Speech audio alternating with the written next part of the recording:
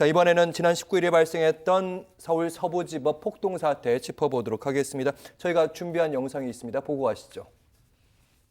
지금 윤석열 대통령이 탄핵 상태에 있는데 내일부터 바로 대통령실로 출근시켜야 되는 것입니다. 반드시 대한민국의 부정선언을 바로 잡아야 될 것입니다. 네, 경찰 측이 이른바 정광훈 전담팀을 꾸렸습니다. 그러니까 서부지법 그 폭동 사태의 배우, 정광훈 목사 아니냐 이렇게 의심하는 거예요. 경찰에서는 상당한 어떤 가능성을 가지고 접근하는 것 같습니다. 왜냐하면 내란 선동죄의 유일한 판례라고 할 수 있는 이석기의 대법원 판례를 지금 찾고 있다고 합니다. 그러니까 동일한 틀로 본다는 거죠. 저희가 방금 전에 본 영상이 사실은 예. 그 서부지법 폭동 사태가 있기 하루 전에 그 영상으로 저희가 지금 알려지고 있는데 그러니까 거기에 내란 일종의 선동이 있었다.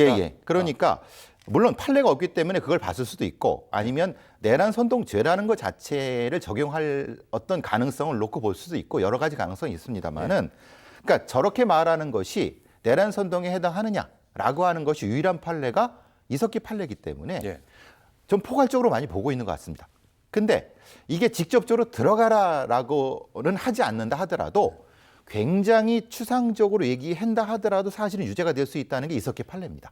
그러니까 경찰에서는 상당한 부분 그 전도사와 연관성이 있고 장소 지정 이런 걸 보면은 상당히 의심하고 있는 것이 아닐까라는 생각이 지금 들고 있습니다. 물론 제가 예정 기억이라서 확실치 않는 당시에 대법원이 판단할 때 이석기 통합진보당 그 부분에 대해서 판단을 할 때 어떤 판단을 했었냐면 아로라는 조직에 그러니까 어떤 혁명 조직이 실제까지는 인정은 안 했는데 그러니까 구체적인 수단을 언급했다는 거죠. 다중의 사람에게. 그렇죠. 그러니까 뭔가 연상시키는 것을 이렇게 좀 하는 것도 사실은 어떤 그것에 대한 선동이 해당한다라고 하는 것이 이석기 판례 아닙니까? 그러니까 실체가 없다 하더라도 그 실질적 위협을 가할 수 있는 힘은 없다 할지라도 없다 하더라도 그렇게까지를 하면은 그게 선동이다라고 하는 것이 이석기 판례의 핵심이거든요. 그러니까 그럼 정광훈 목사는 아니 구체적인 것도 없이 내가 직접 뭐 끄집어 들어간 것도 아닌데 왜 나한테냐고 하는데 근데 우리의 판례는 그게 아니다.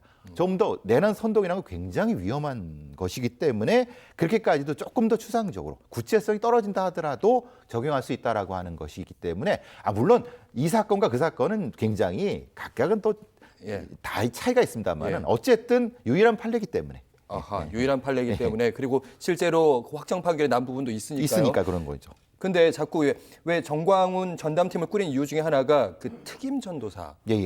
당시 서부지법 폭동 사태에서 그 현장에 있었던 특임 전도사가 이 사랑제일교회 소속이었다는 거 아닙니까? 근데 그 교회에서는 아니라고 하니까. 근데 이것은 그 대질 신문을 해야 됩니다. 왜냐하면 한 사람은 이라고 하고 한 사람은 아니라고 하면은 대질 신문을 해야 되는 거고. 근데 명확한 건 그 특임 전도사가 거기서 오랫동안 활동했던 건 맞습니다. 그러니까 정광훈 목사가 실제로 그것을 지도했는지 아닌지 모릅니다. 많은 그 부분에 대한 책임은 분명히 전 목사님이 지셔야 되는 부분이 있습니다. 근데 그게 직접 연결이 있느냐 이건 또 다른 문제이기 때문에. 발언의 무게에 대한 책임은 그렇죠. 있지만. 그러니까 이거는 형사 재판을 통해서 따져봐야 되는 부분이라는 겁니다. 아직은 이 문제는 저도 모르는 거고.